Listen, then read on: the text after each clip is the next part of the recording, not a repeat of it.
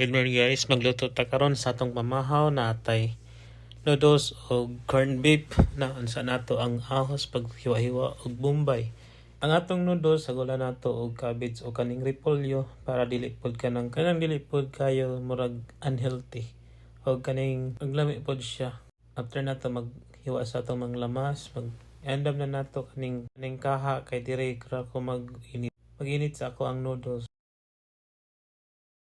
Kay nagbukal naman sa gula na nato og cabbage ug kaning repolyo. After sa noodles, magisa na pod ta diri sibuyas, ahos.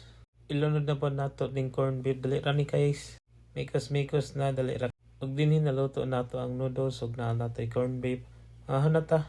Napod ko'y diri pan og kaning prutas. Peras ug kaning orange. Ang ato ang pan palamanan pod nato ni kaning goya na chocolate. Namin siya guys sagol sa pan guys. Gamayon na nato kay medyo bidli-bidli po ni siya gamay. Pwede nato ni sa kulan og corned beef kaning pa nato.